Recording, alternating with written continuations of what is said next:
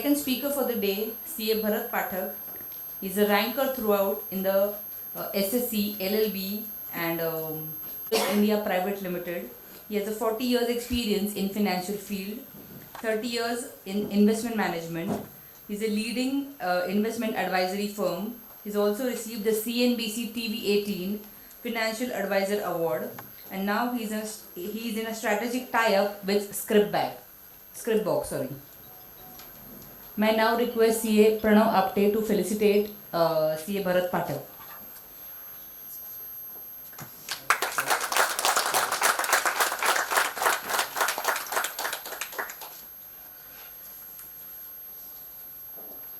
Thank you, sir. Speaker to please start the session.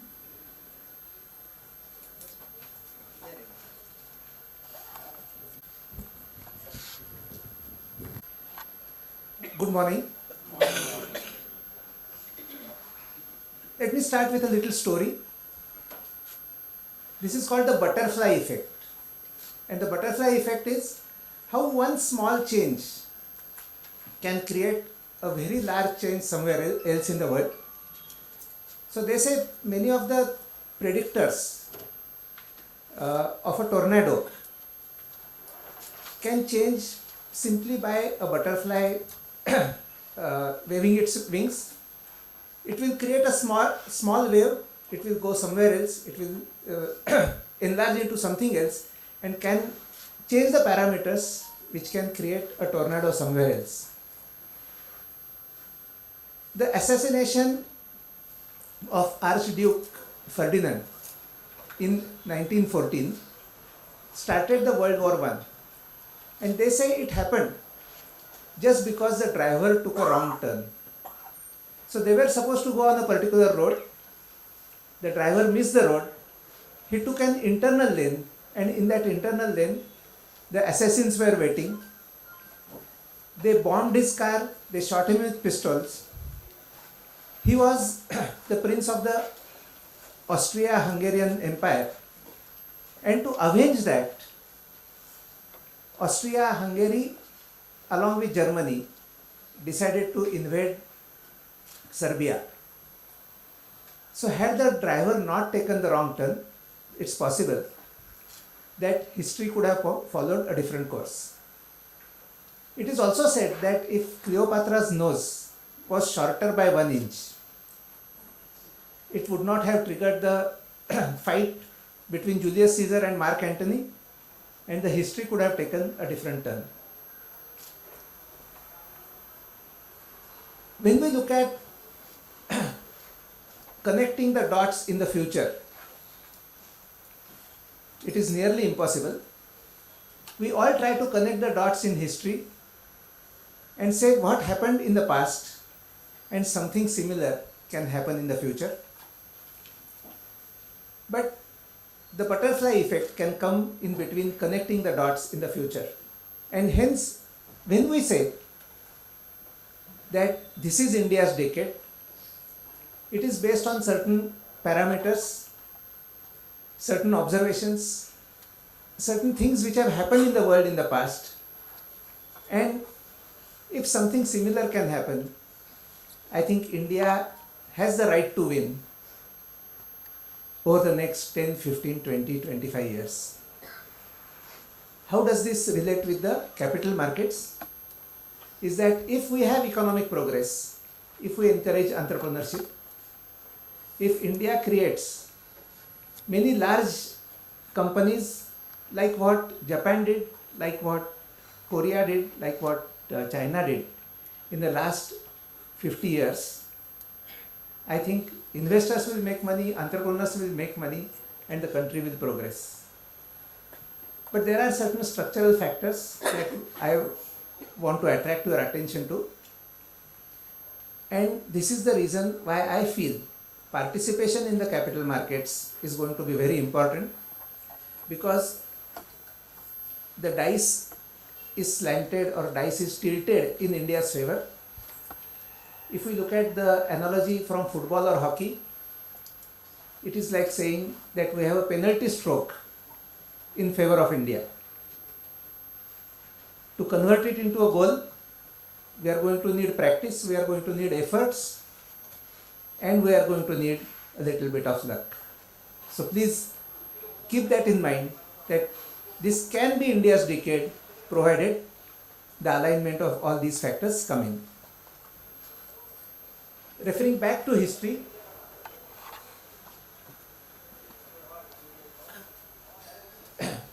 history doesn't repeat, but it rhymes. Meaning, many of the factors which have played out in the past may again play out in the future. And study of history doesn't mean you are in a position to predict the future, but it helps you to adapt to the present. You know what things are likely to happen, where we are placed, where we are in the cycle. And it also helps you to respect the perspectives of other people, because anybody who is looking at the future will only have limited facts, and he is trying to connect the dots with his own judgment. So different people will have different perspectives, different people will have different views, and I am sure in today's conference you will find different perspectives. I am trying to present my perspective here. It may not be foolproof, but there are certain structural factors which I would like you to pay your attention to. By compulsion or by definition, we have to be optimistic. What the investor is doing, investor is conserving today to consume in the future. So unless and until he is optimistic, it will not help him go anywhere. If he thinks future is going to be bleak, he would rather consume today and borrow tomorrow when the future is going to be bleak. But when he is conserving today, he thinks that tomorrow is going to be better. And this is the compulsion of all investors, that they have to be optimistic. There is one more factor here. For an expert, if he is optimistic, people think that he doesn't know anything of his subject.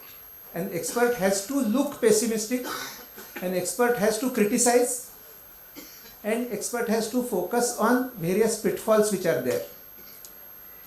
Take the example of Japan. In 1946, if any Japanese economist had said that this country is going to prosper in the next 50 years, our stock market is going to go up 17 times, our GDP is going to multiply, we will be a force to reckon with, we will set the management systems for America. Now look at the situation in 1946. It's a country which has faced 2 nuclear explosions.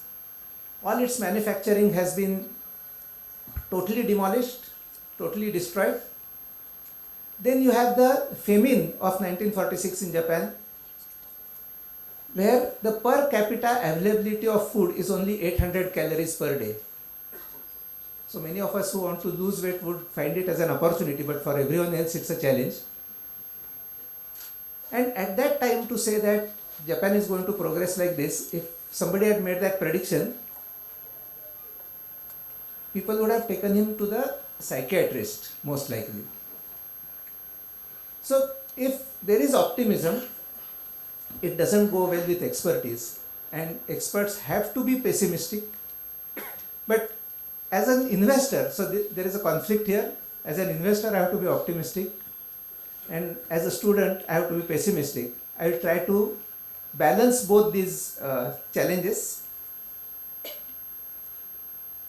and also remind you once again of the butterfly effect, that things are likely to progress in a particular way, but we'll have to be flexible. We'll have to have our belief in entrepreneurship. It is not there was a company which created a transparent, flexible way of borrowing against houses. The maximum limit in those days was 2 lakhs per house. And the kind of wealth HDFC Limited has created over the last 40 years. So looking at that trend, adopting to that trend and taking advantage of that trend, creating a larger good for millions of people. That is what creates wealth, and this is where entrepreneurship comes into picture. Belief in entrepreneurship and belief in innovation. That entrepreneurs will innovate, they will find ways to do things better, faster, cheaper. If how this decade for India is likely to play out. So like all audit reports, I have started with all the disclaimers first. Now I can go to the opportunities. This has made big news. From number 6, we have come to number 5 in the GDP rankings in the country, in the world. So last year we overtook UK. It is expected that in a couple of years we will overtake Germany. In 3-4 years time we will overtake Japan to become the 3rd largest country by way of GDP in the world. Here we are looking at the aggregate number. So the 3 trillion going to 3.5 trillion, going to 3.7 trillion, going to 4 trillion. If this pace continues, we are a country which is growing at 6%, which is an unbelievable rate for anyone else in the world. Any large economy cannot even dream of growing at this rate. China is growing currently at 3.5-4%. With the exception of last quarter, US is growing at 2-2.5%. Germany grows at 0.5%, Japan grows at 0.25% in terms of GDP. So when our relative speed is higher by 6%, it's only a matter of time, and this matter of time is next 3, 4, 5 years, irrespective of elections, irrespective of government. As long as we get a government which doesn't come in the way of economic progress, I don't see why this journey from 5 to 4 to 3 is out of our reach. At this point, let me also tell you something about the expectations from governments. Let me give you a scenario that India has a minority government where the leading party has only 140 seats. This minority government is supported by leftist parties, communists from outside. They don't want to be part of the government.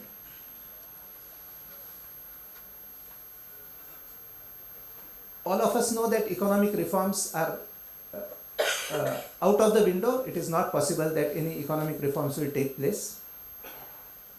What will happen to the stock market, in your opinion? Anybody thinks that the stock market can still double?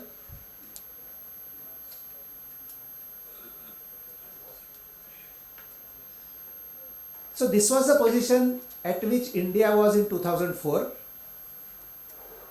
You had UPA won with 140 seats to the Congress, supported by communist parties from outside. The stock market index fell from 6,000 to 4,200, the Sensex.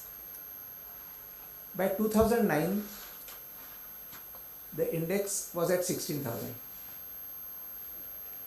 So even with this kind of a minority government, because of earning growth, because of economic growth, because of global liquidity, we saw the stock market going from 4,000 to 20,000, but you can say from 6,000 to 16,000. So it fell from 6,000 to 4,000, from 4,000 it went to 20,000, from 20,000 it ended at 16,000. But we had a market which practically trebled over this period. I am not saying government is not important, but if earning growth happens, if economic growth happens, and if the stage is already set because of the structural factors for that economic growth, then companies' earnings, Khandelwal sir was talking about how the banking system has become more healthy, how the NPAs are behind us, how banks have more money to lend.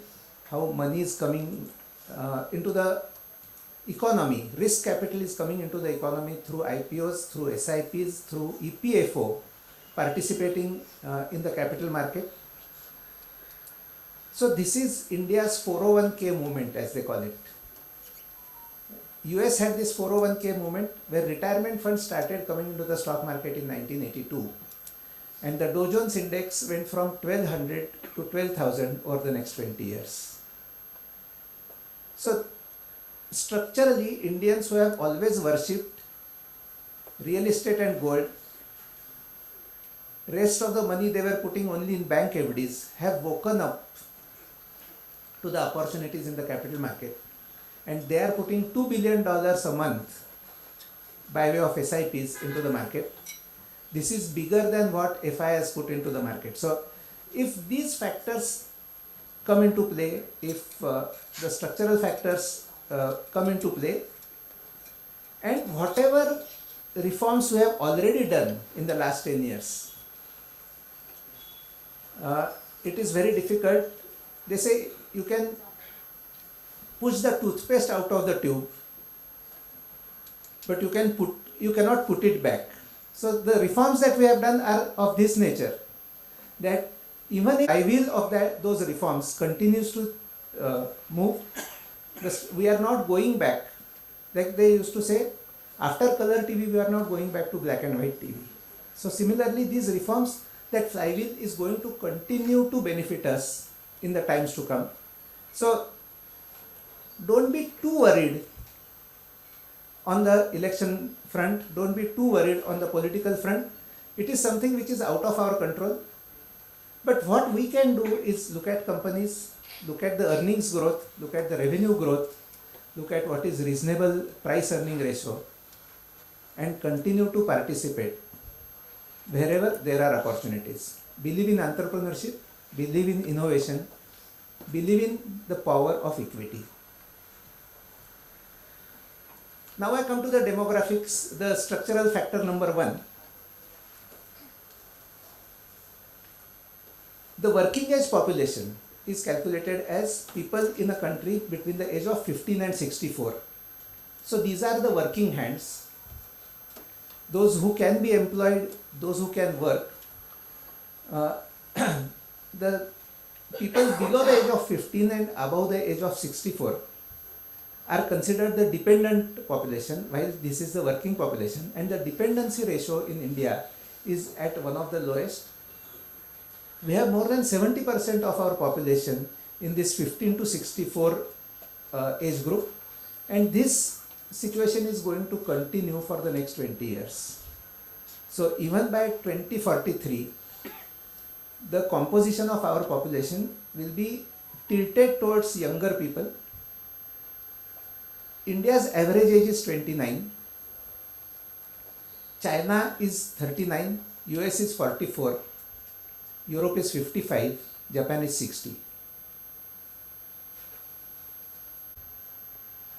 They want 35 euros per hour for that work. In August and September, they will lock up their factories and go to spa. I'm sure many of you who deal with foreign collaborators have this experience firsthand. So it is a population, most of their needs have already been satisfied. Whereas we have a population who is looking at tomorrow with hope, with aspirations, with ambition. They want an opportunity to work. And let me tell you that demographic trends cannot change overnight. It takes 25, 30, 40 years for demographic trends to change. So Japan's working age population peaked in 1990. Europe's peaked in 2005. Surprise, surprise, China's working age population peaked out in 2015. So last 8 years, China's working age population has been going down. This can be traced back to the one-child policy that they followed in the 70s.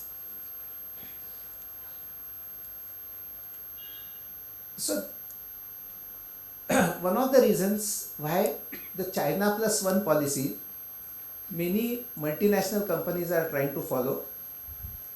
One of the reasons, of course, is the vulnerability of depending too much on one country was exposed due to COVID. The supply chains broke down. Many of the things which were to come from China could not come. The containers were all packed up. And because one country locked down, the entire world locked down. And multinational companies said that we need other alternatives. It doesn't mean India. But said we cannot put 100% in China. I'm sure when you deal with industrial clients, they say that we have ABC list of suppliers. We cannot have everything coming from a monopoly supplier. We need to diversify. I think multinationals have to do it at country level and not enough to do it only at company level. But the other reason, and this is an economic reason, this is not a political reason. The economic reason is that China's GDP per capita, China's GDP is now close to $17 trillion. China's GDP per capita is in excess of $11,000. India's GDP per capita is $2,300. So their average income is more than 4 times that, almost 5 times that of India. The industrial workers' wages in China are 4 times that of India. Many of you know that Korea has been using, especially the auto sector, Hyundai has been using India as a manufacturing base since the 1990s. The industrial auto workers' wages in Korea used to be $36,000. In India, they could lure away an auto worker from Maruti at $6,000. So the potential difference was 6x. And it made great sense to start manufacturing in India. Similarly, if today the industrial wages in China are 4 times that of India, you will have to make some allowances that Chinese workers work 12 hours a day. Chinese workers don't stay at home, they stay in the factory itself. Their productivity is much higher, the discipline is very strong. It's not carrot, it's only stick as far as the workers are concerned. So make an allowance for that, deduct 25% for that. Still, their wages are 3.25 times that of India. India is not the only one. We have competition from Vietnam, we have competition from Cambodia. But the wages in Vietnam, Cambodia, Philippines, Thailand, Indonesia are higher than the industrial wages worker in India. So there is an economic reason why work will shift to India. So not only we have a younger population, but there is a potential difference why the work can come to India. And India's working age population is only going to grow over the next 10-15 years. Obviously, the pessimistic can take a view that if we can't give work to these people, there will be social disturbances. Point well taken. But I think there will be more work than what we can handle. We talked about this to some extent in the demographic slide itself. Over-dependence on China got exposed due to COVID. Chinese industrial wages, after making allowance for productivity, are still 3 times. India is lower than the competitors. Most important is India has a manufacturing ecosystem. And this dates back 60-70 years, starting from the Nehruvian days, when India said that we must have heavy industry within the country. We must have Bokaro Steel Plant, we must have Steel Authority of India, we must have Bharat Heavy Electricals Limited. None of our neighbors thought about something like this. So the manufacturing culture started in the 60s and 70s. The quality was poorer. There were monopolies. But still we were manufacturing our own ambassadors and Fiats in those days. In the 80s, Maruti came to India. And the difference between export quality and domestic quality started shrinking.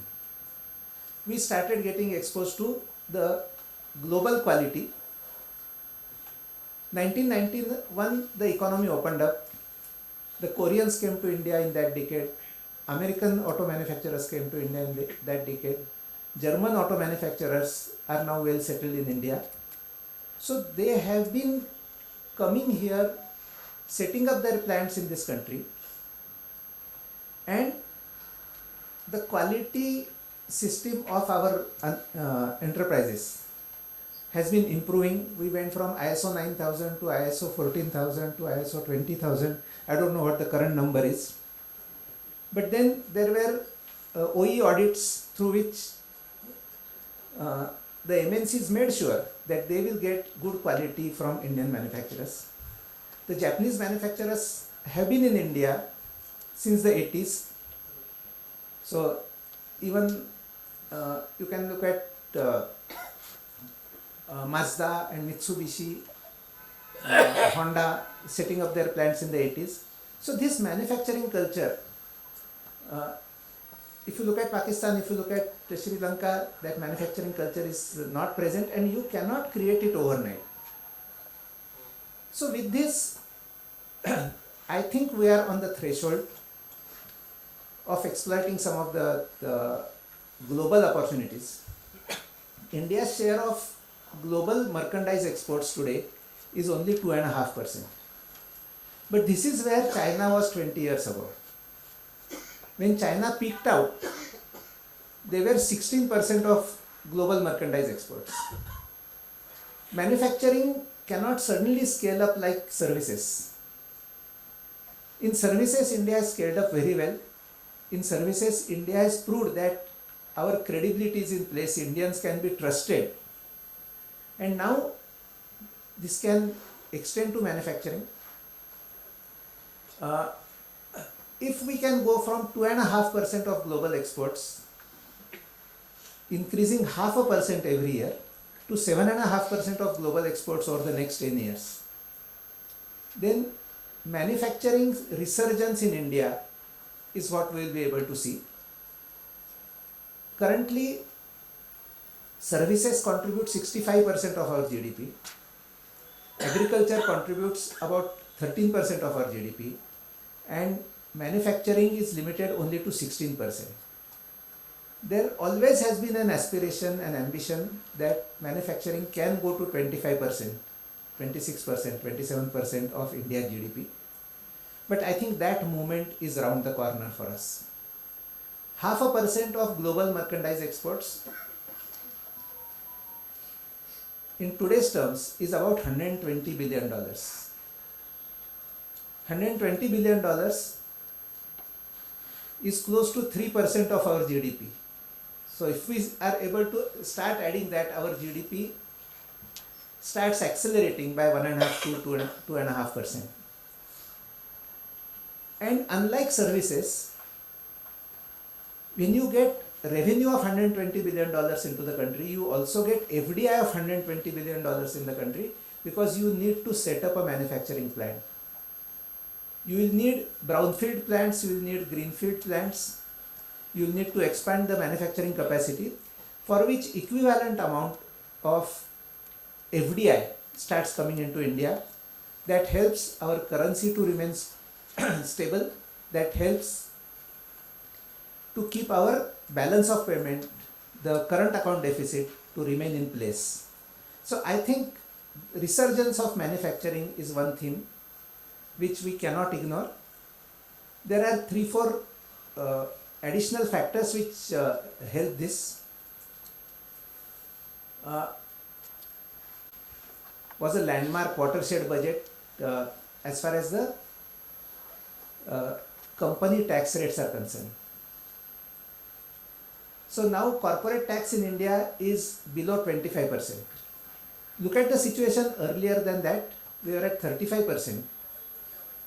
our tax rate, corporate tax rate was highest in Asia. From there, we came to lowest in Asia. So Singapore has more corporate tax, China has more corporate tax, many of the other Far Eastern countries have higher corporate tax. We are at below 25%, 22%, but I'll not go into the surcharge and cess, etc. But the lowest level of corporate tax, and if you set up a new manufacturing unit, it is 15%. So this is a big boost. The PLI scheme is a big boost. Defense indigenization is a big boost. And these are the factors which are contributing, which are making India to be an attractive destination to set up a plant. Again, not everything will come to India, but high quality manufacturing will come to India. If you look at even some of the Indian companies who are conquering emerging country markets in other areas of the world.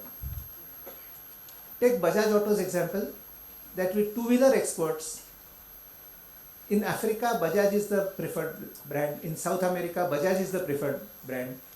They are much cheaper than the European brands, and in quality they are far superior than Chinese brands. So manufacturing in India has always had this potential. Now it is going to get the tailwinds of lower tax rates, PLI schemes, offset clause under the defense manufacturing. There is one more additional factor. I'll skip to this slide. Suddenly you have a single domestic market. So the state borders have dissolved, the municipal borders have dissolved. 10 years ago, when you went from Pune to Bombay, just outside, after Vashi, before Chembur, you could see hundreds of trucks parked for octroi clearance. Octroi gave way to LBT, the lines only extended. But after GST, you don't know what to do with the octroi naka, you can make them into parking lots. But the same thing used to happen at state borders. Those state borders have dissolved. With GST, you have a national footprint. You have better compliance. It is possible to address pan-India market for an MNC. So when a multinational company comes into India, they have two advantages. They have one advantage of manufacturing in India at a lower cost, but they said there is so much of a domestic market which is just only going to grow. I will give you one real life example here. Samsung manufactures electronic goods worth about $12 billion in India. Its manufacturing in Vietnam is $50 billion, 4 times that of India. But Samsung is today 28% of Vietnam's GDP. So is there room for another player to come in? How much can that economy absorb? And how much Vietnamese people are in a position to consume? So a large part will have to be exported. But when you manufacturing in India, India has an upper hand over many of the smaller competitors, because for the MNC, the domestic market is too small for them to consider. So, one nation, one market has happened due to GST. It has increased the compliance. So when GST was introduced, there was a debate whether we will be able to reach 1 lakh crores run rate per month. Now all of you know that the run rate has gone to 1.6 lakh crores a month. But also this has resulted into better compliance for direct taxes. Just now figures were published that the direct tax collection is higher by 23% up to November end. So it helps in both the ways. It helps better compliance to indirect taxes, it helps in better compliance to direct taxes. And I think one factor we must not forget, especially when we are speaking at the capital market uh, conference, is that the type of companies that we invest in are in the formal sector. So in India there are about 8,000 companies which are listed. 2,800 companies are traded on a daily basis. If you apply some simple elimination factors like 10% return on net worth, debt to equity less than 1:1, at least 3 years of consistent profit record, you will find that even out of those 2,800 companies, you are able to eliminate 2,400 companies. So you are left with a universe of roughly 400 to 500 companies.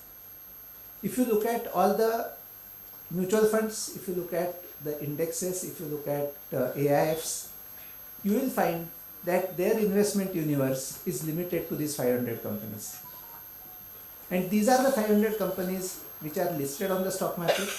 So their benefit is not by suppressing incomes, by suppressing profits, but by showing the true and fair picture, because they get valued based on the earning multiple. So 1 rupee of profit at a 10 PE results in 10 rupees of market capitalization.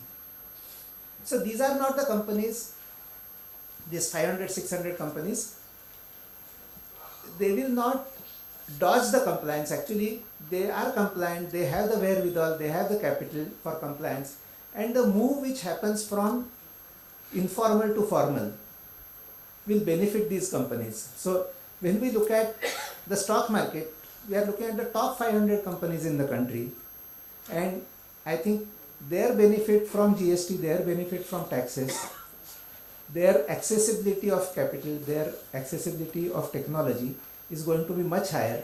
So I think we'll get little disproportionate rewards than what just the GDP growth is in a position to tell us.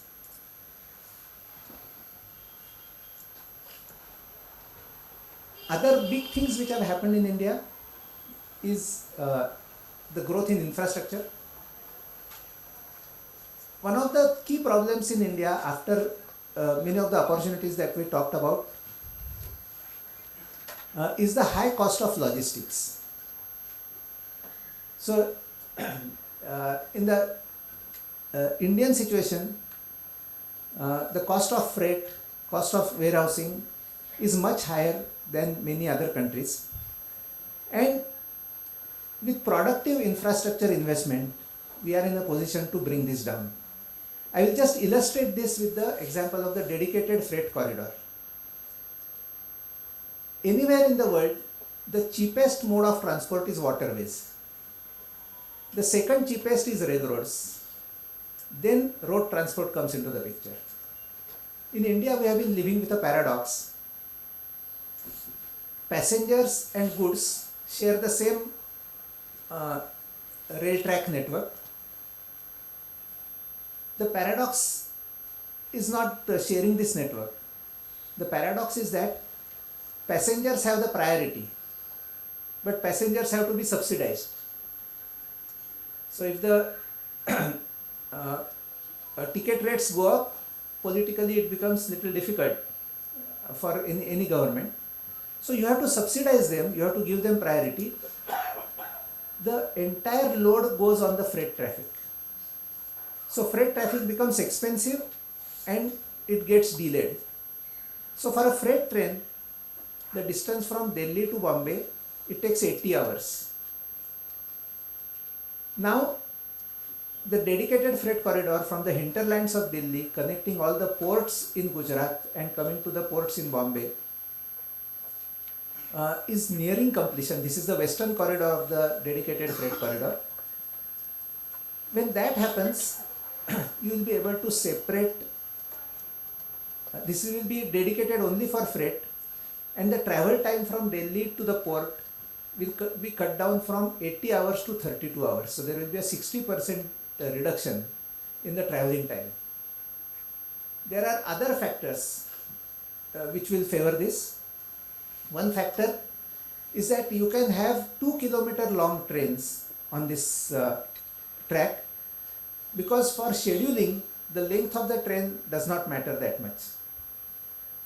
Secondly, you will have 2 kilometer long platforms with gantries and cranes and material handling equipment, so you can load and unload the trains much faster. You will have roll on roll off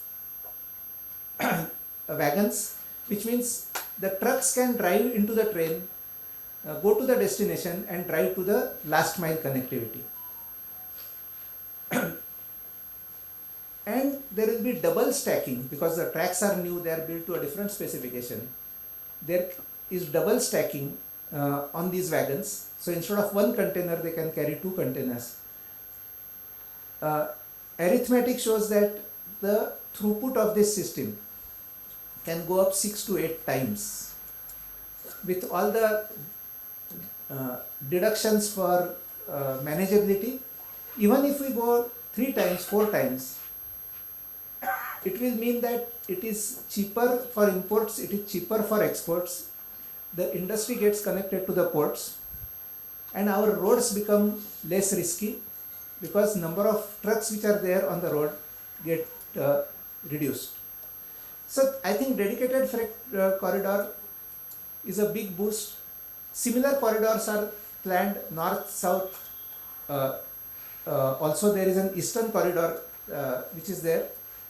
Waterways through the Ganges is one more infrastructure project which will be able to save costs. And if India's logistics costs come down by 4%, it will add directly to the bottom line of the manufacturing company. So I think there is a very clear case for higher efficiency. The road infrastructure was 50,000 kilometers in year 2000, 100,000 kilometers in 2016, 146,000 kilometers in 2023, and it will go to 2 lakh kilometers by 2025. These are the arteries of internal trade. It will be possible that people will travel by road rather than air and reach earlier. So Delhi, Jaipur, nobody needs to take the flight, go to the airport, go through security, waste 1 hour, travel from, he'll be in a position to drive from Delhi to Jaipur in a shorter time. One of the key vulnerabilities of India is the energy costs and our dependence on fossil fuels, imported fossil fuels, is a thorn in the flesh for us. So one of the challenges which I'll be again mentioning there.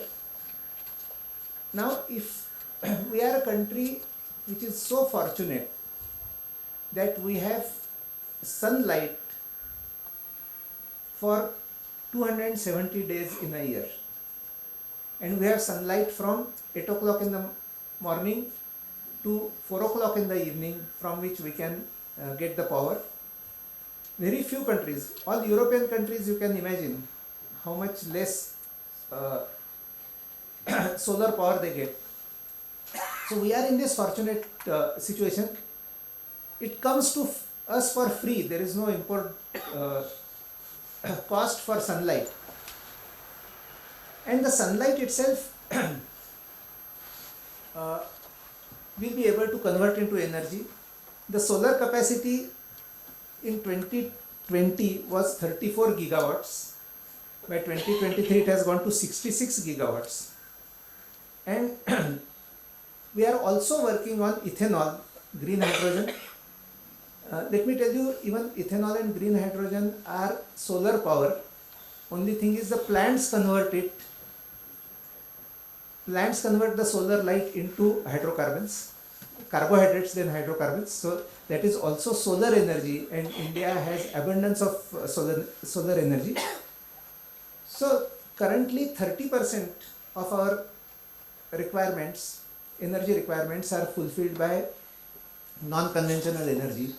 This will rise to 50%. So both non-conventional and conventional energy consumption the capacity and the throughput will be same by 2030.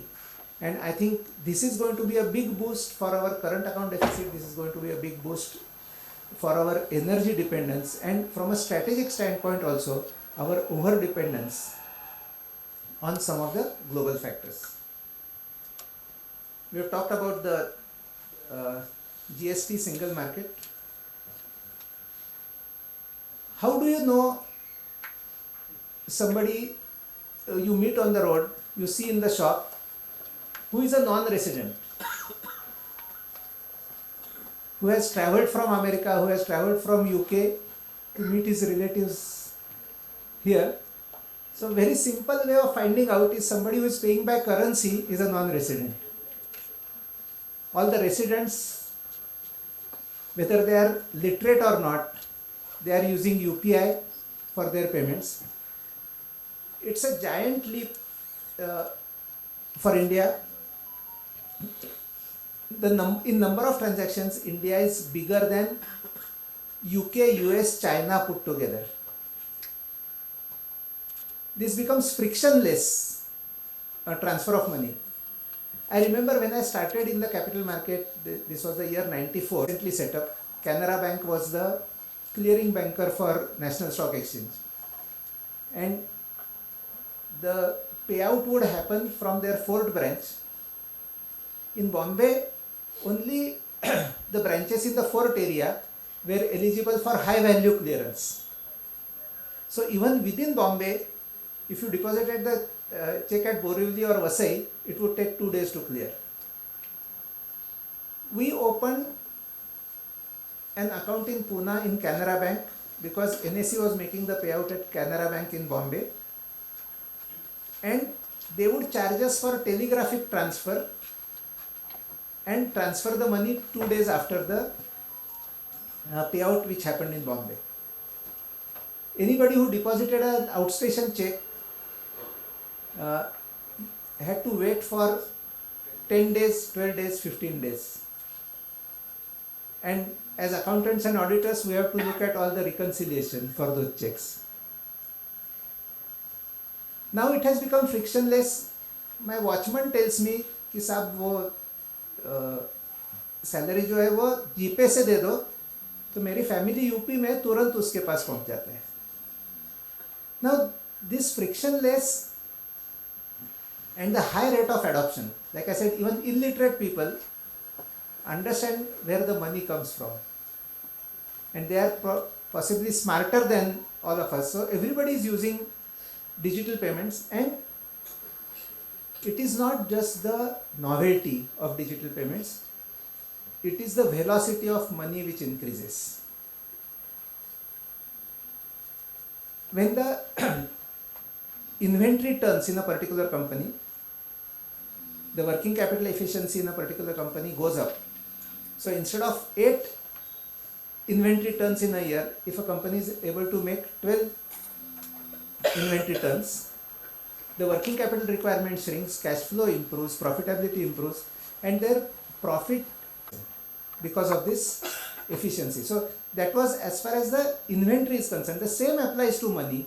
If the velocity of money increases, with the same money and at practically no cost, the velocity means higher productivity, lower expenses, more efficiency. I will strongly urge you to listen to Saurabh Mukherjee's YouTube video, which talks about the digital payments. He gives a very simple story. He said, outside my office in 2021, one boy came from Telangana and he set up a chai shop. On the first day, he put up a sign that no cash, no debit card, no credit card, only UPI payment. So Saurabh Mukherjee said, I asked him that, don't you think you are committing suicide by doing something like this? He said, no sir.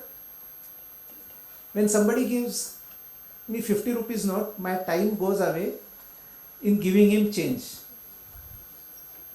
In the same time, I can make double the quantity of tea and coffee and sell. He says, my milkman, who is in Goregaon, had to come here to collect his money every day. Now he says, transfer the money today, otherwise you won't get milk tomorrow morning. But his traveling time, his petrol, his headache, all have been saved by digital payment. And the last part is very important. He says, in my bank account, there are this 300, 400, 500 payments hitting my bank account every day. At least one bank representative comes to me every day and says, I will give you overdraft, I will give you cash credit. You are borrowing from the unorganized people at 3%, 4%, 5% per month. I will give the money to you at 10.5% per year. So suddenly he has got a boost. He says, I am going to open another stall now. So this is the real power of digital transactions. And what Nandan Nilekani says is, with Janadhan, Aadhaar and mobile, we have created a completely different ecosystem. This is a platform which the government created. He gives the example of two earlier platforms where the government spent the money and opened the platforms to the people. First was the TCP/IP and WWW protocol, what we call today as the internet. The American Defense Department wanted their computers to speak to each other, and they created this protocol called the TCP/IP protocol. So they could connect all the defense computers to each other, so that a file which was on one computer could be accessed from another computer.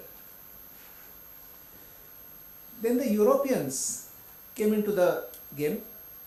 They spent money, they created the World Wide Web, and this created the ecosystem platform which has already been created, which is already being used. Now they said, why not allow other people to use it? So it was made available to other people for free. So this is like building a highway and allowing you to run your Uber or run your taxi or bus on that. The second platform example is the GPS. For GPS was also created for defense purposes, for tracking the movement of the vehicles. But then it was made available to everybody. Because of internet, many companies got created. Because of GPS, many companies got created. Because of the combination of two.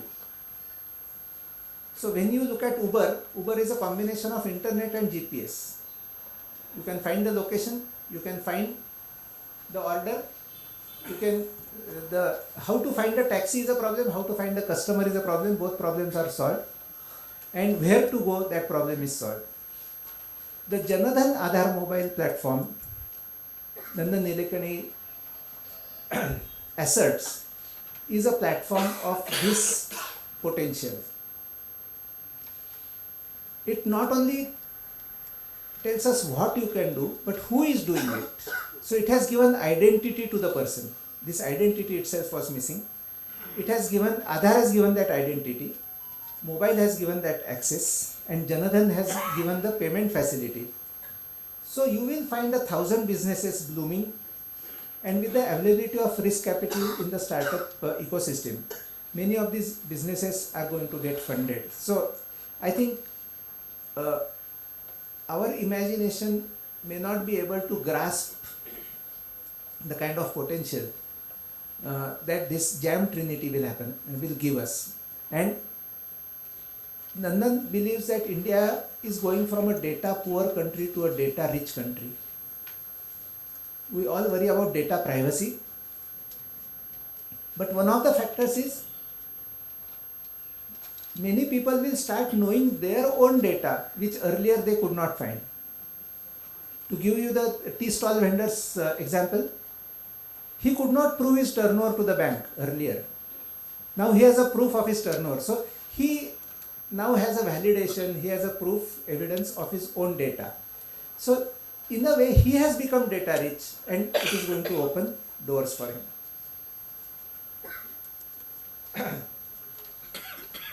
Challenges we cannot ignore. Energy is one of the biggest challenges. What has happened is the world has been moving to the ESG method. So environmental, social governance standards are being put, and hence new investment in fossil fuels is not coming. New investment in the oil sector, coal sector is not coming. So whatever investments have been made in the past, if new investments are also not coming in mining, because the amount of energy that you put in creating a mine, exploration, it is not considered eco-friendly. So capacity is limited. Last 10 years no new investment in the capacity has happened, and if we decide that the investment has to start today, it will not fructify for another 10 years. So in this period of 5-10 years, before on one hand we say that we will have solar, we will have wind, we will have green hydrogen, we will have ethanol, but till we reach there, if there is a disruption on the oil side, it is going to have a high impact on India. The impact is not as high as it would have been 15 years ago. When we were 1 trillion economy, the percentage of oil bill as a percentage of our GDP was much higher. Today it has come much lower, but still it is something which is going to pinch us. And that is why when couple of years ago the Russia-Ukraine war broke out, oil went to $140 per barrel, and there was worry what will happen in India. If the inflation shoots up, it upsets the apple cart on a number of sides. The Israel-Hamas conflict appears to have slowed down currently, but if that escalates, and if other countries throw their hat in the ring, if China comes in, if Iran comes in, if US comes in, and Iran is critical here because the Strait of Hormuz, 60% of oil transport in the world takes place through the Strait of Hormuz. You will remember even just after COVID, I think in 2021, there was a problem in the Suez Canal, and the Suez Canal got stuck. Luckily it got resolved in 7 or 10 days time. But if there is a political situation where the Strait of Hormuz gets blocked, then it can hurt us, it can give, oil can shoot up, and it will be a painful situation. So when we are looking at our investments, I think some of these factors will have to be taken into account, and also how the portfolios can be created where they can benefit from the challenge rather than just only being hurt from the challenge. So there will be ways of hedging, meaning not through derivatives but through different portfolio positions. So this is one aspect. This is a big challenge. I also spoke about the geopolitical situation briefly. Russia-Ukraine, it has become a permanent war now, no longer in the news. Middle East issues, Middle East has been boiling for the last 60 years. If it escalates, there is a problem. But we must understand we are in a new multipolar world.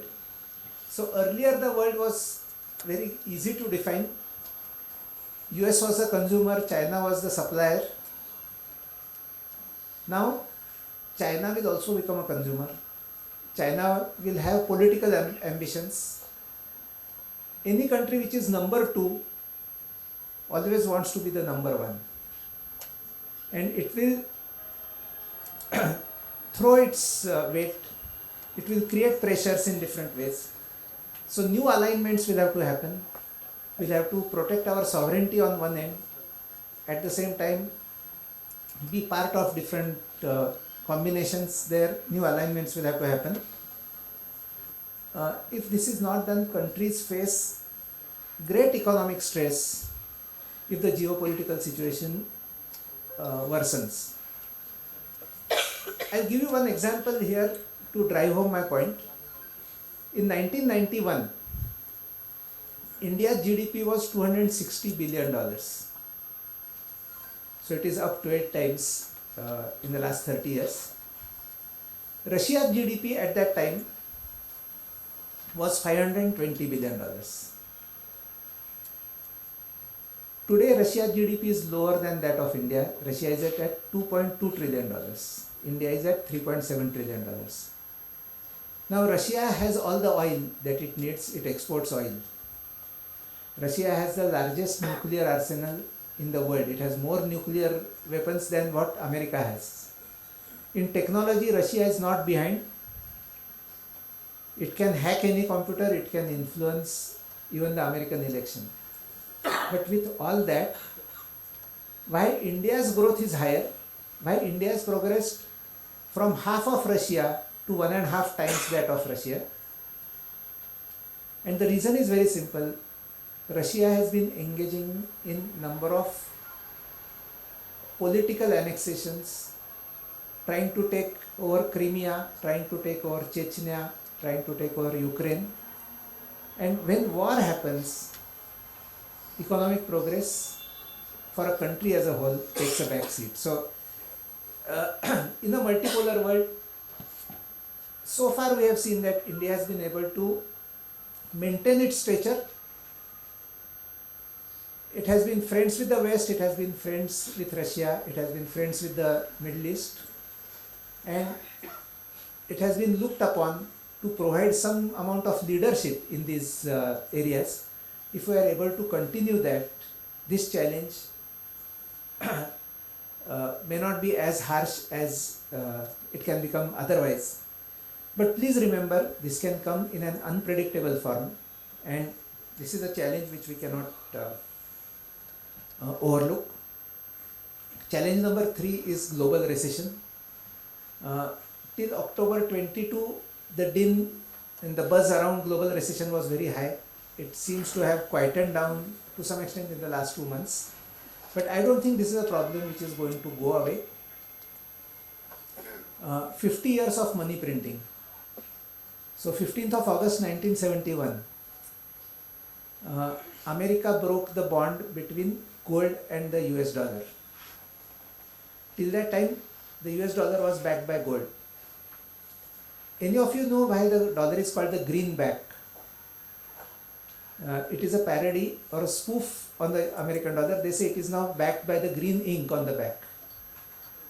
So it is just a piece of paper, come to think of it. But jokes apart, this money printing over a period of time may go into some kind of an end game somewhere.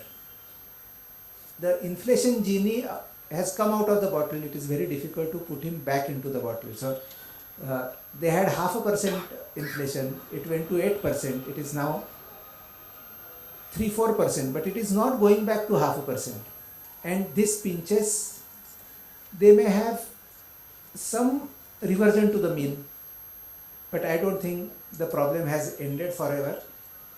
Rate hikes, quantitative tightening, and slowdown in the economy, global liquidity and risk sentiment will go through ups and downs, and this is a challenge that we must remember. So, last 2-3 minutes, global liquidity, risk sentiment, but look at this situation in the US economy from 1965 to 1985. In those 20 years, what we just spoke about, the dollar gold bond being broken, oil prices is going through the roof, inflation in America going to double digits, high double digits also, interest rates in America going to 12%, 14%, 16%. The Dow Jones Industrial Index from 1965 to 1982 was stagnant. So from 1150 to 1200 over this 17-year period. But look at what happened to Japan in the same period. So the Japanese index in the same time was up 6 times. Japan peaked out in 87, and there are many stories about the Japanese stock market not going anywhere from 87 to 2023. But very few people talk about what happened in Japan in the 60s, 70s, 80s.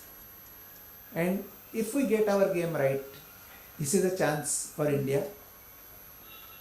All the structural factors that we spoke about, the demographics, the resurgence of manufacturing, the better fiscal situation, infrastructure development.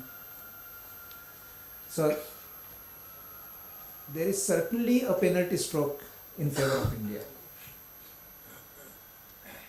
There is this buzz about de-dollarization. So whether there will be a currency war, whether the reserve currency of the world will change from dollar to something else, whether people will trust China or not, what will be, what has happened in the past, if we look at the last 500 years, the reserve currency of the world has changed 16 times. So 500 years ago, India and China were the leading economies of the world, contributing 45% of world GDP at that time. 45% of the world GDP. And if you wanted opportunity, if you wanted to prosper, you had to come to India or to China. Over the 500 years, technological development happened. So shipping improved, weapons improved, and the imperialism, colonization started. Europe came center stage. So first there was Dutch dominance, after that French dominance, after that UK dominance. And whenever there was a dominance by a particular country, their currency became the reserve currency of the world. So till 1940s, the pound sterling was the reserve currency of the world. 1945, after the Bretton Woods agreement, and after the rise of America in economic, political and military power, for last practically 70-75 years, US dollar has been the reserve currency of the world. Typically, it's a 40, 50, 60 year period where one reserve currency holds the crown, then it is passed on to someone else. So I don't think it is going to be Chinese currency, I don't think it is going to be BRICS currency. There is too much variation in Brazil, Russia, India, China and South Africa. So I don't think BRICS currency is a fantasy. Chinese currency has its own issues, but something will emerge, some alternative will have to come. Will we move to a non-sovereign currency? We don't know. Why reserve currency is important, I'll just try to explain to you in a couple of minutes. There is only one country always in the world who can borrow globally in its own currency. So Indian government can borrow in India in rupees. So when all of us put money in our PPF or National Savings Certificate or Post Office Senior Citizen Savings Scheme, etc., etc., the Indian government is borrowing from us. It is borrowing from us in Indian rupees. It cannot default because it has the power to print currency. So why will it default? It will print more currency and repay us, right? So this is the domestic situation. But if India wants to borrow abroad, it cannot borrow in rupees. It will have to borrow in some hard currency. The only country which can borrow abroad in its own currency is US dollar. And they have used it to their advantage in the last 30-40 years. That US dollar cannot default because they can print US dollars and repay that debt. But there is always only one country in the world who holds this crown, who holds this power. And where does this power come from? The answer is very simple. जिसके पास बंदूक है उसका check लेना ही पड़ता है, उसको cash insist नहीं कर सकते. So America has this enormous military power with which they can twist the arm, but there is a finite limit to that. How much they can print, how much they can borrow, if their GDP growth is not there, their debt ceiling keeps on going up. So you will remember about 4 months ago, it has been raised to $31.5 trillion. So it is more than their GDP, their debt ceiling has been raised. And they keep hitting this ceiling all the time. The government again extends it. It has been extended 105 times in the last 20 years. Only sometimes there is a drama and it comes in the news, but it keeps happening. So they borrow more and more in their own currency. So at some point, if this changes over, what will be the situation? Let me tell you only one thing, that these currencies have a life of 40, 50, 60 years. There is one currency which has had the life of last 5,000 years, which is gold. And there again, India is in a very strong position, because it's not the Indian government, but it is the Indian households which have always believed in gold, and possibly more than 12 to 13% of the world's gold reserves are held in India. So yes, de-dollarization can be a problem. It will not happen overnight, but I think over a longer period of decades, it is inescapable. We'll have to figure out how it plays out. Last slide, the CA's world. We say we are in a VUCA world. So on the left hand side, we have volatility, uncertainty, complexity and ambiguity.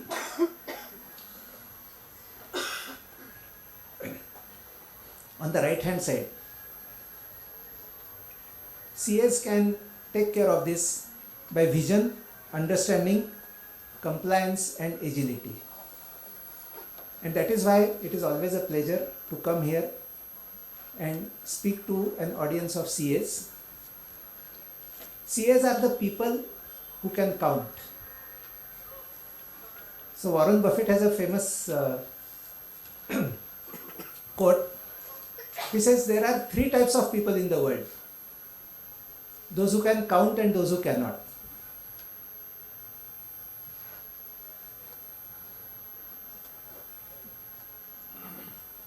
Something wrong with this?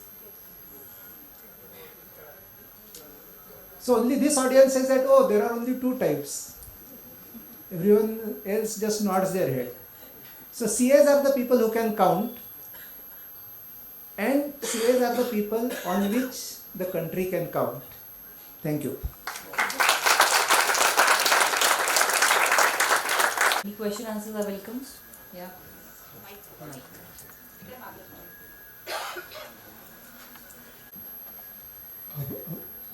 So Bharat, thanks for that wonderful insight you have given us this morning. I know there's a capital market discussion and conference, but I would like to share some, let's say, a personal note on which I want to, and being an investment banker and of an international cadre, some of the things which I want to share on this podium is, of course, in the challenges list, I was waiting for that thing to come, but I didn't see it. That's why I'm bringing it out. What I'm seeing is a dangerous trend emerging, where growth is happening, everything is going good. We are all part of the great Indian success story, and we are lucky to see it happen in our lifetime. Okay, I use that word because some 30-40 years you and me would have read the word computers only in the dictionary. Okay, but today we have seen it evolve and seen it grow. Sir, India, unfortunately, with the amount of investment which it is doing and done till date, I don't see that investment happening, especially in the agricultural sector or the farming activity. Because what I'm seeing, like I said, today we have the infrastructure development. Of course, we are part of the BRICS, and BRICS model is very much evident here, where all the growth happens from the infrastructure side. Today, I can say with a bit of anxiety that the cities are growing and the villages are shrinking. The people who were doing farming earlier, their numbers are shrinking. The children of the farmers do not want to continue doing it. They want to come to the city, get better educated, and let's say get higher educated. He may want to be an IT professional, not a farmer. Let's say, for example, he comes to Hinjewadi, he joins the Infosys Wipro, he's become a good IT professional. One or two projects outside, he started minting his money, earning in dollars. What's happened? He first brings his family in, first sector family. After that, he's growing. He feels his mama who helped him in his studies, he should also be brought. So over a period, that influx of the farming community into cities happened. Now, there starts the first problem of growth. To accommodate them, we have to build infrastructure for them. The housing society, of course, the developers are the most happy. They are expanding over last 20, 30 years. We have seen how a city like Pune grew. Even on the expressway, even reaching halfway, earlier we used to think Talegaon was the ultimate, but it has already crossed all that. It is growing up. Someday, Bombay and Pune will someday have the same influence. That's bound to happen. So, what's happening is, today with the infrastructure, let's say the roads, beautiful roads, of course, Mr. Nitin Gadkari, personally I'm saying, I'm very happy with the way he's progressed. And he's got a vision which he's built upon. Every day, X number of kilometers are getting built, which is really good happening. You said something about the corridor, the infrastructure corridor. Movement of goods and all is happening. Everything is going good. But I'm sorry, I don't bring that Wall Street Journal's quote. The acreage of farming in India is coming down, which is high trend. Earlier the land space which was getting used for farming is coming down, which is today we are importing of basic food grains. I have to share a personal anecdote because in 97, 98, if you recall, we had the Southeast Asian crisis, and everybody was very worried that will India be affected by it. Everybody. And I had a chance to meet the then chairman of ICICI, Mr. Wagun. And as usual, being slightly young and energetic, we used to have the basic question, will India be affected? He looked at it, why? And our answer was, why not? Everybody is affected, we will be. He said, no. He said, always remember this mantra, as long as any country is not dependent on the West for its basic ingredients, the word is basic ingredients, we will never be affected. You talked about a recession coming in, we'll all over for it. But look at the imports we are doing on the food front. You may grow, you may mint money, you may make a lot of money, but unfortunately you need 3 times food. How is that food going to happen? From where is that food going to really come?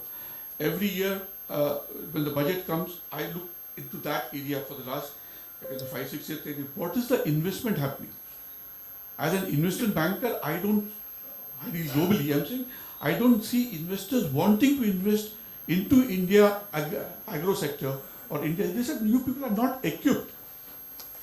They give me examples of, look at the US. They do something which is called industrial farming. You should have that sort of a mentality of, okay, let it go waste. You can feed your cattle. But please consider on that. This is something, I'm sorry I'm saying, I think I've taken your time. It was slightly off the thing, but a concern which is there at the back of the mind. I think somebody, like you said, we should be vocal. And I think we should be vocal. The time has come. And if we as a body, we as a fraternity, in case we can do something for it, there's nothing like it. Thanks, sir.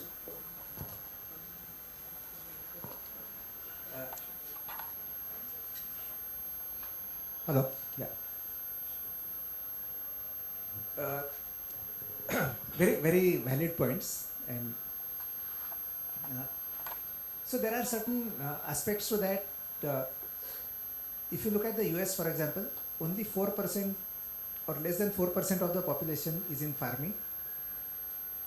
In India, we have a situation where 15% of the GDP is produced by 55% of the population.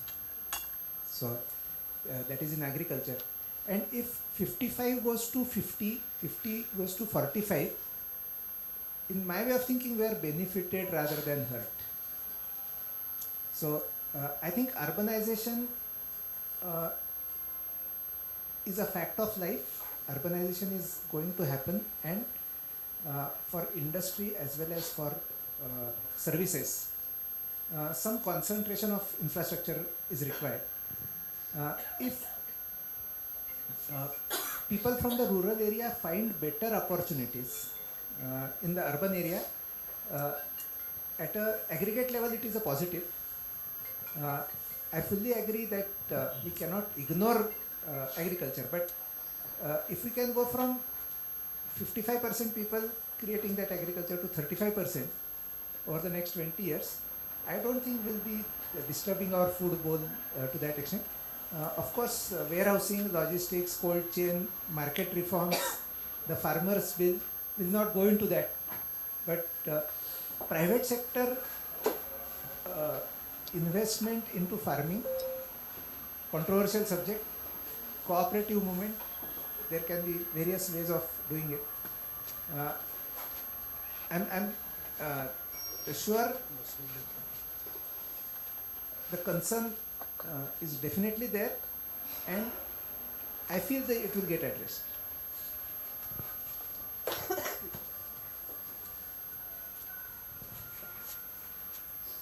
Any more questions? Since we just became vocal, I also have one question, not directly to this subject, but do you see terrorism funding or money laundering affecting the markets in any way? Because we are already talking about trusts. There are major steps being taken. So is something coming up in stock market we also should be concerned? So we always have to expect the unexpected, and if it's unexpected, how can we expect it? But I mean, because sir, personally I had another question to this. Yeah. See, we are talking about the rosy picture in stock market, so obviously there are miscreants also seeing the opportunity in this. So we as an investor, how do we protect against this? So I mean, I started with my bias of optimism. So there are two ways of looking at the same thing. I mean, I heard the story of somebody who was in a wheelchair, and his relative asked him that, doesn't it feel bad that you are confined to a wheelchair? He said, no, this has set me free, otherwise I would have been confined to the bed. So two perspectives on anything are possible, and multiple perspectives are possible. So I'm not saying that everything will play out well, and I also said that some butterfly effect can happen anywhere. This is tilted 60-40 in our favor is the best way to look at it. So that 40 we cannot ignore, we cannot brush it under the carpet, we have to be vigilant. But I think this is a 60-40 tilt in our favor. One, sir. As a country, we are seeing a lot of growth in last 10 years. But when we see the government policies, we see that government is providing free food to 80 crore people. So when there's so much of growth, when there are so many people coming out of poverty, why there's a need to feed free food to people? What do you feel? This is a political stand, or is it actually a reality? Then this demography dividend which you are talking about, will it worsen? Again, very good point. This is a large subject actually. I'll recommend you can listen to some of the YouTube videos of Mr. Sanjeev Sanyal on this point, because they are 1 hour, 2 hour videos on this. I'll try to look at it in a very small way, that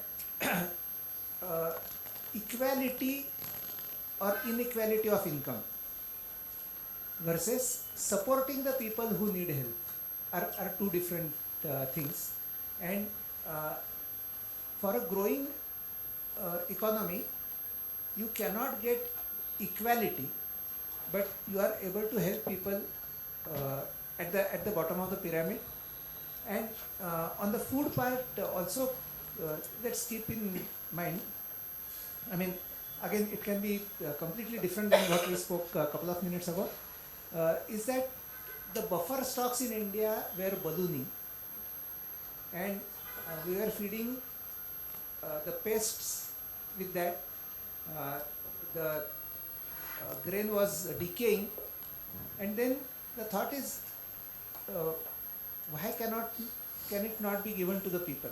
So when we look at Madhya Pradesh as the wheat bowl of India, there is no place to store wheat, is a fact of life. So again, the same problem can be solved in different ways, but this in itself, where you actually help people in kind, is not necessarily a bad way of organizing this policy. But like I said, it's a huge subject, and I'll have a limited insight on that.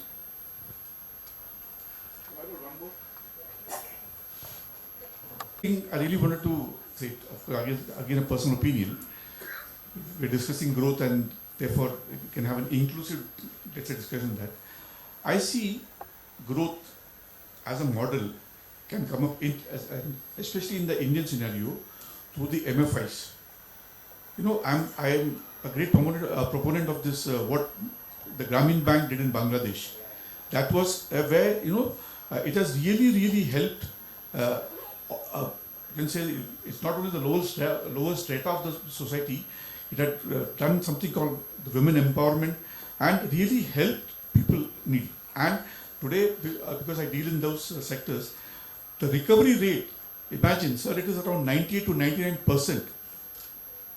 Compare that with the NPS of some of the large PSUs here, much bigger. And saying it is small amount, and they don't borrow huge amount. They just borrow 25,000, 30,000, do small business, and the rotation is big time. I can see growth happening and growth coming in a faster way in that model. And actually, tech-enabled MFIs and the payment banks, they are also advancing this very fast. I mean, where the PSUs leave a gap, where the cooperatives leave a gap, I think that gap is being filled by the tech-enabled microfinance institutions. So small banks are a great necessity. I fully agree with you. Sir, what parameters you see while picking up stocks for long term? What different parameters you see?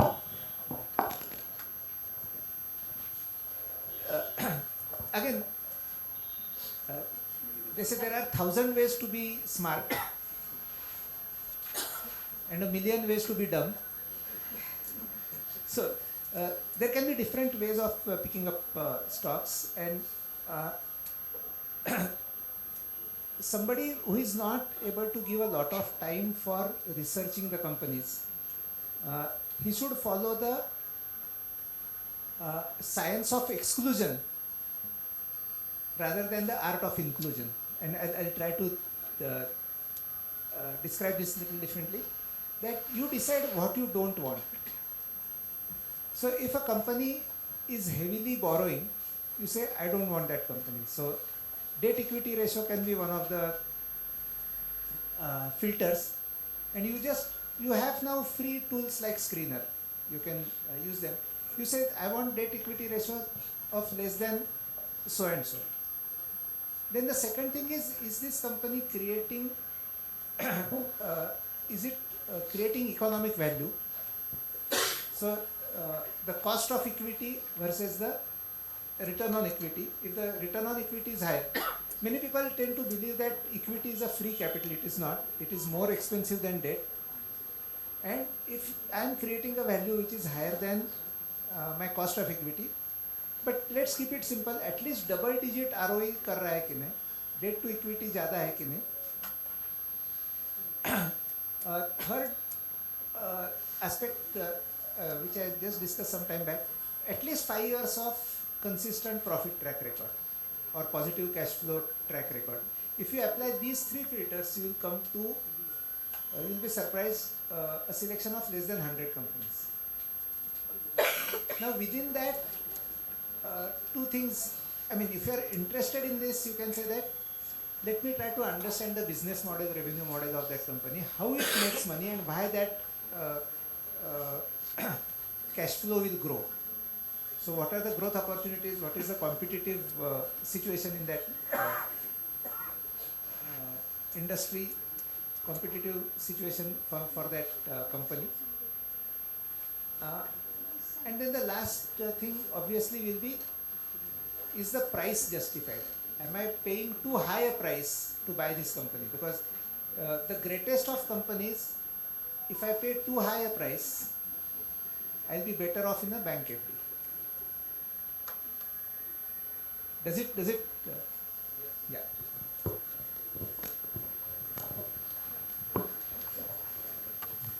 To present the vote of thanks. Phatak sir, that was really a wonderful session that we say that on a Sunday afternoon. The stories began with the butterfly effect until the VUCA world, and till then from the treasure trove of experiences that you have gathered over the decades and the experiences along with the economies of various countries. That was really a wonderful eye-opener session, we must say, and that will go in a long way to all the participants as well in the decision making. Thank you so much for the time and all the effort in this wonderful session on the Sunday afternoon. Thank you, and I wish you all a happy new year and a happy new decade, because we are talking of the next decade here. Thanks a lot, and to all the audience, thank you so much for being so interactive and wonderful, patient listening as well. With so much of food for thought, I am sure there are thoughts for food. So let's break for food, and we gather after an hour. So the arrangements are made there upstairs on the terrace, and Rashmi has some announcement. And yes, there are second signatures also to be marked after the session gets over in the evening. Yeah, that was the announcement I was going to make. There will be another signature, so please don't rush away post lunch. We have 2 more wonderful sessions after the lunch, so see you. Takeaways in the first 2 sessions and a lot to take away in the post lunch sessions as well.